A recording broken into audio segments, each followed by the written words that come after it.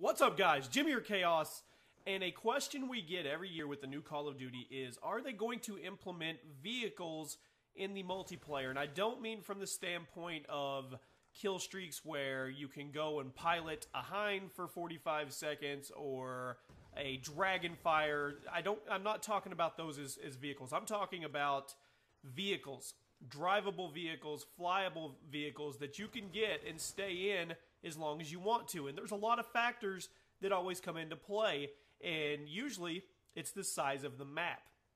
Now, we know from Battlefield that Battlefield has some massive maps, and they have the room for fighter jets to fly around, and tanks and jeeps and four-wheelers and motorcycles and all that. Call of Duty has never been predicated on that. The maps have always been way smaller.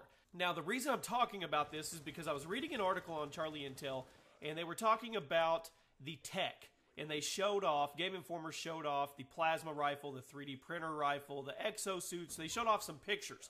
But something struck me, and it kind of made me wonder. When they're talking about the tanks and aircraft, and they're talking about how they're making them more futuristic looking, and Sledgehammer wants to have all the military vehicles like the jets and stuff to be able to take off vertically instead of horizontally, so you don't need aircraft carriers or runways.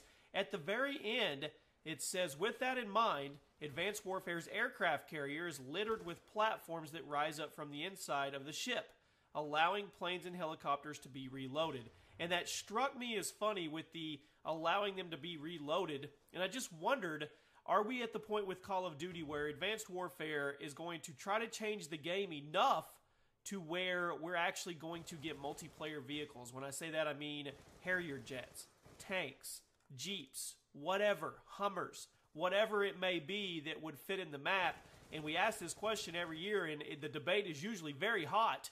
And a lot of people are like, yes, implement a Battlefield style into Call of Duty, and then it would have the best of both worlds. And a lot of people are like, no. Because if you have vehicles in the game, then automatically the maps are going to be way larger, which is going to slow down the gameplay. And Call of Duty is known for fast gameplay. That's what it's all about. You can pick up a controller, and you can compete, and it's fast, and then it's over.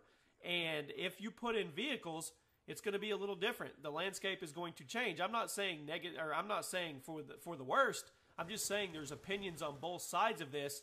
But Sledgehammer really wants, from what I'm seeing, they're really trying to give a new scope of Call of Duty. Exosuits, perks that upgrade these things, straight wall strafing, floating, hovering.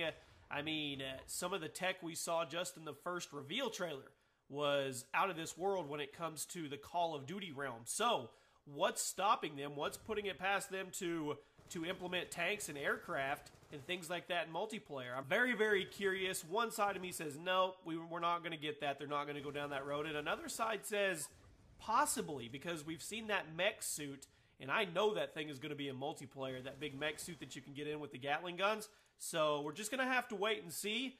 But I want to know your opinions. Tweet at me. Hit up the comment section. Let's get the debate popping. Do you guys want multiplayer vehicles in Call of Duty Advanced Warfare? And I do not mean kill streak type vehicles.